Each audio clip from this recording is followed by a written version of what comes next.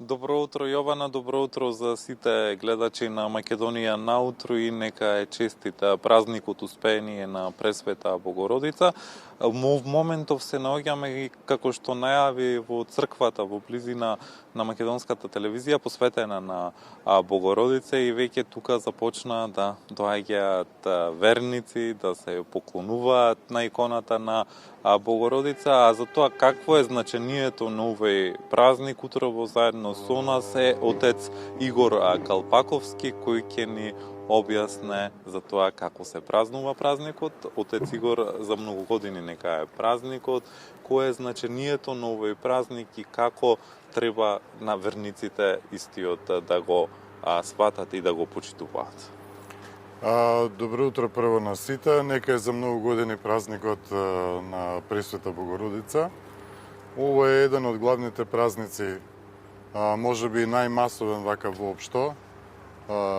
Иако може би по некаква градација може да се каже дека има друг празник кој што е централен празник на Богородица, ама народот некако сам си се организира да овој празник денешен се третира како најголем и најмасовен во празнувањето на Богородица. Тој е празник на незиното успение, празник на незиното, не можам да речам починување, добро избран терминот успение, заради тоа што терминот успение содржи повеќе работи, содржи, да речам, и заспивање, содржи и смирување, содржи и блаженство, содржи и мир.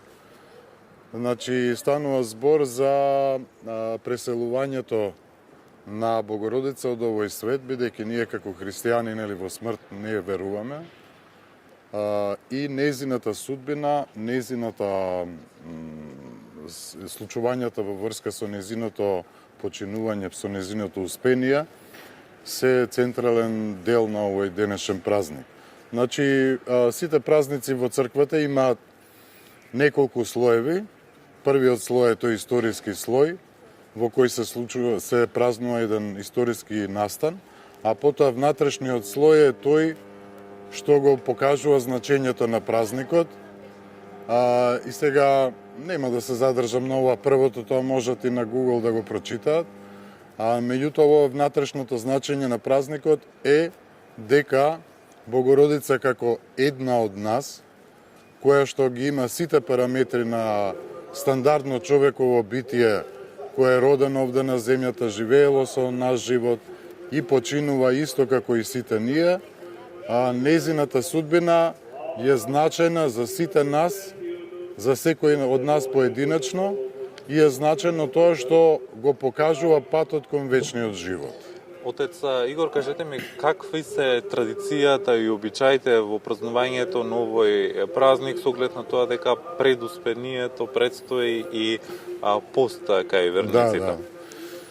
Значи вака, праксата да се држи пост пред празникот е утврдена пред се поврзано со Воскресението Христово, потоа со развојот малку на религискиот христијански живот, се доаѓа да има и повеќе постови, па е утврден и овој пост на Богородица пред празникот на Успение, што покажува дека ово е најмасовно празнуван празник, бидејќи пред другите празници на Богородица нема таков пост.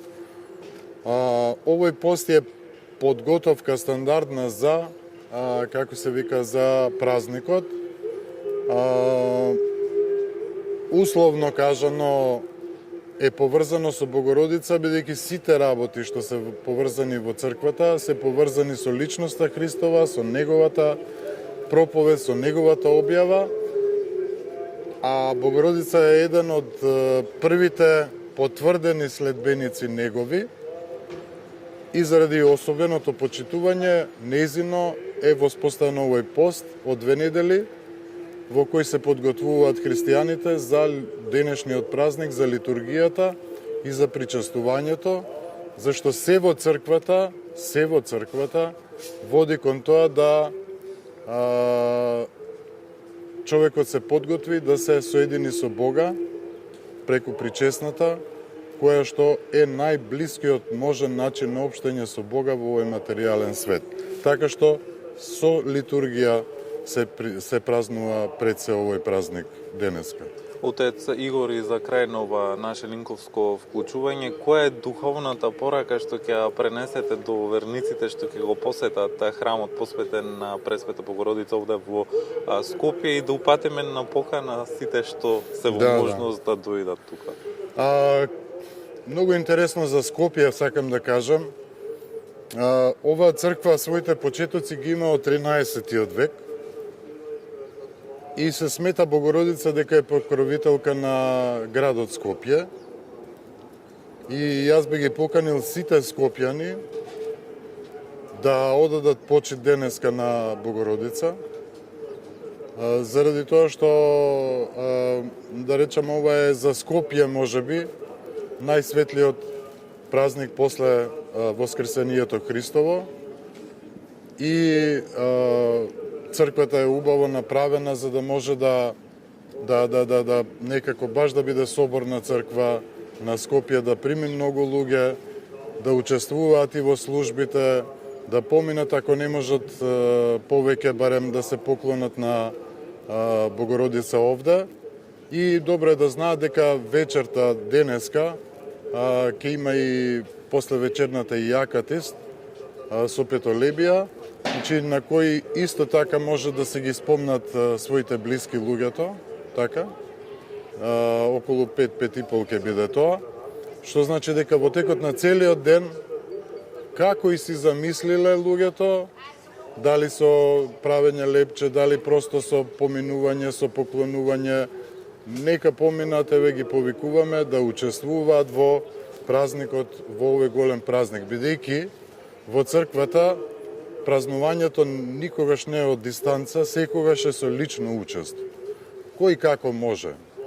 Барем личното учество може да биде во една обична, кратка молитва која што ќе си ја направи човекот кога ќе дојде во храмот, ќе се помоли пред Богородица, па да даде Господ, еве, и по молитвите на Богородица, сите луѓе што ќе поминат тука и сите што не ќе бидат спречени да поминат тука, благодата Божја да ги осени и да имаат и убав ден и убав живот. Отец Игор, ви благодарам за вашето објаснување за значението на празникот посветен на Успение на Пресвета Богородица, како што може да забележиме веќе започна и службата во храмот, па нема повеќе да ве задржуваме. Ви благодариме што бевте дел од програмата на Македонската телевизија. Ви благодарам на вас што ние отварате оваа можност секогаш да се обратиме кон луѓето, и нека е честит уште еднаш празник. Нека е честит празник.